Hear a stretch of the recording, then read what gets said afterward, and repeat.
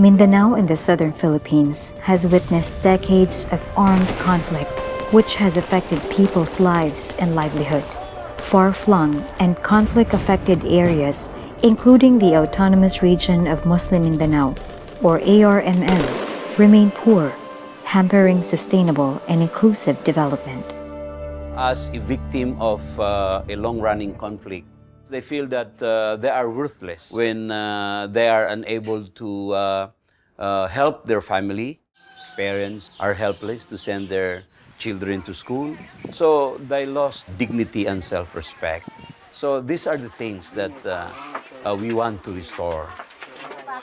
We want to restore not only the trust and confidence between the protagonists in this conflict, but we also want to restore the dignity and self-respect of the communities on themselves. To address poverty, to build peace, and to promote decent work, the Program for Local Economic Development through Enhanced Governance and Grassroots Empowerment, or PLEDGE, was introduced to conflict-affected areas in Mindanao. PLEDGE is the first enterprise program of the Bangsamoro Development Agency and the International Labor Organization funded by the Mindanao Trust Fund. The PLEDGE approach, through an integrated methodology, brings together components that create and provide sustainable livelihood and skills training, focusing on community-based enterprises with higher market linkages and enhanced support of network and services.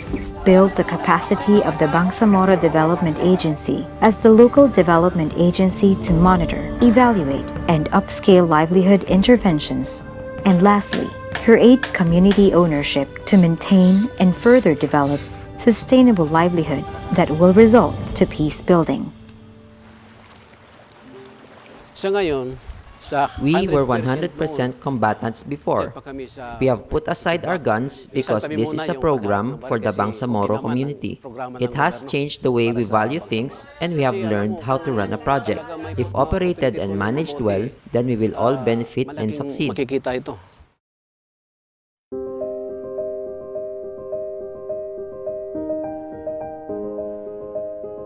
PLEDGE adopts the Local Economic Development, or LED, ILO's tested approach as the overall strategy.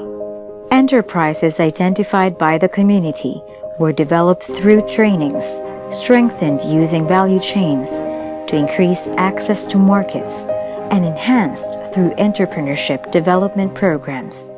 The PLEDGE program is a system development itself. We develop a system, we develop a methodologies, we test it with the community, we validate it, and then we go to a reflection workshop to assess which of the tools and the systems developed were not applicable and applicable. We change those that are not applicable to the applicable ones.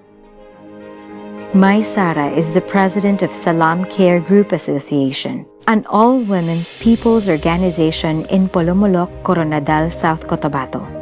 Before the project came, Mai Sara says that the women in their community were not much engaged in economic and productive activities. Now, they have realized their potential to manage their livelihood and to help build their community. The program had a good impact on the community chain. We buy our raw materials locally, so we don't need to go out. We also learn to market and promote our products through Facebook. We enter establishments to give free samples, and now we supply banana chips in Polomolok, in the restaurants and shops along the highway.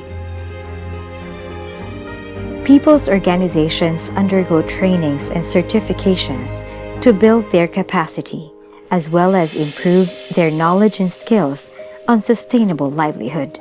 Using the ILO's Start and Improve Your Business, or SIYB, and the community-based enterprise development as appropriate tools, people recognize the importance of developing their skills, using tools such as bookkeeping, marketing their products, and managing a business. Morsid is the 18-year-old president of the strongly united Coronadal Proper, or Sukor, catering services in South Cotabato.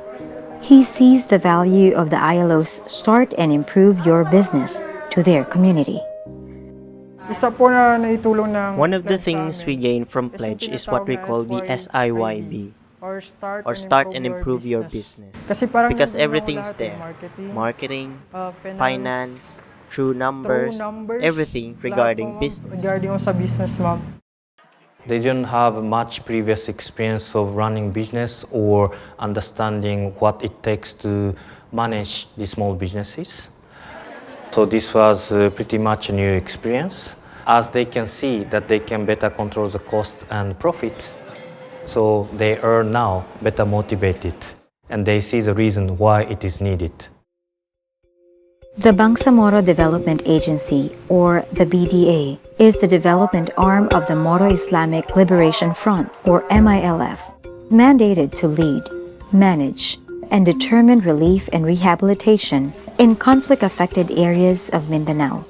The project identified BDA as its key local partner, since the agency has prior experience in community development and social mobilization and deployment of the Mindanao Trust Fund. We believe that we could be able to sustain these community interventions if we will be able to teach people on how to enhance their livelihood and create employment in the community. It was the World Bank, the International Labor Organization, that helped us on how to consolidate this idea and arrive at a program that is called Pledge. The capacity building of the agency targeted staff development and the agency's capability to implement, monitor, and evaluate projects. It also serves as an essential link to the communities to establish partnerships with the national, regional, local, and government agencies, non-government organizations, private sector, business development providers, training organizations, and civil organizations for sustainable enterprise and livelihood. We in the BDA, we believe if you capacitated the people, no matter what they have, resources, but if they capacitated, have a skill, has a knowledge, that's the guarantee they can improve their programs. Even they don't have enough capital, but with the commitment, with the belief that they can do for their sustainability, that program for them can help them to align their thinking into more peaceful community. Dito namin na ipapakita. Through this project, we were able to show as Bangsamoro development workers how good Moros are in implementing projects, how sincere, committed, and dedicated we are in serving our community. Muslim or non-Muslim community. Gusto namin ipakita yun.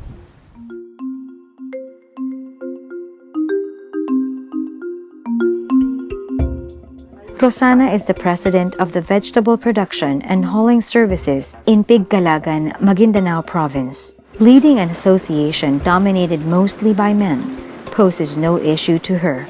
At present, her main concern is how to recover from last year's calamity and drought. We lost a lot due to the drought. We need to have an alternative solution so that we can plant again.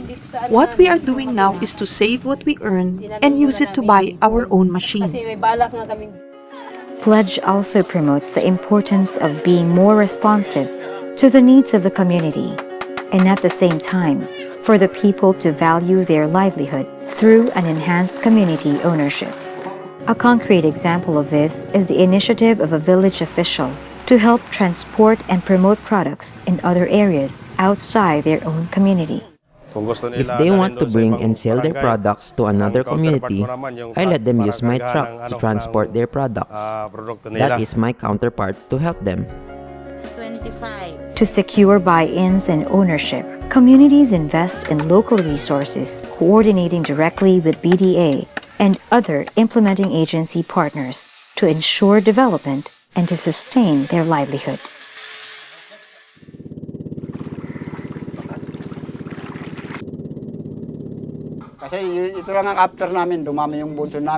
Our goal is to create more bamboo fish pens, and when you have a lot of them, you catch more fish. They bring the fish to the city and sell it there. We already have customers who regularly buy from us. Our neighbors buy our fish as well. That's where we bring our fish.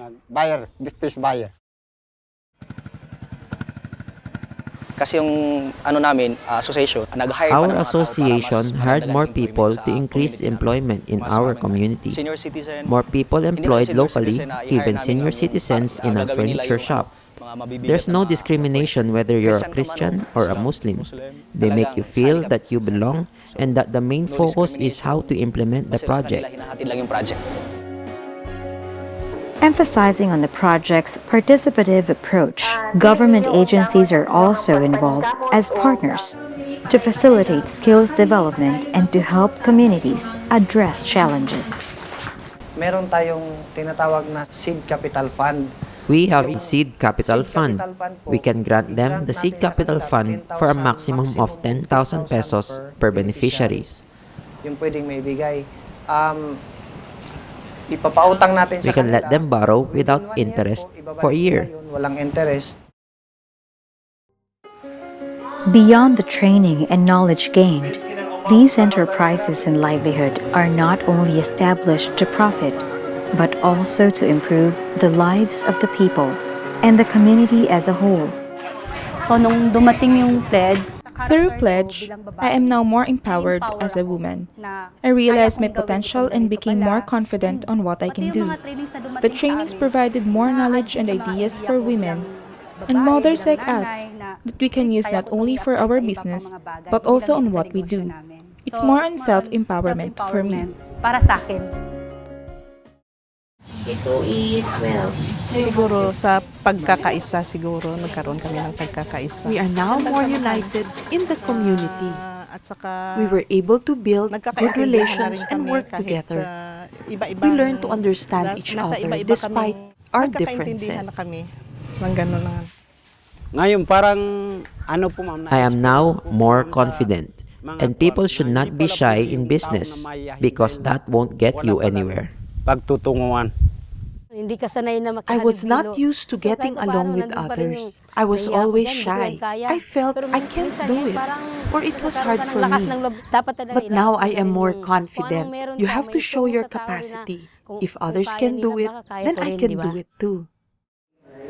Into the design of whatever new... I heard from, for example, Christian members of the community that before the project, they used to be scared of the Muslims. They coexisted, but they were not really engaging with each other. They're now a part of the same enterprise where they do business together, and then some of them confessed that their perspective about Muslim have changed. Perhaps in looking at those cases, the project actually empowered people. Pledge has truly empowered the communities affected by the continuous armed conflict in Mindanao. Much is still needed to be done. Its purpose and work doesn't end here. The project has successfully taken the initial steps by creating sustainable livelihood and skills training, building the capacity of the BDA, and enhancing community ownership. Pledge helped restore dignity and confidence of the people. In crucial times, more hands and hearts are needed to address decades of poverty, conflict, and inequality, and to fully realize a better and peaceful Mindanao towards sustainable and inclusive development.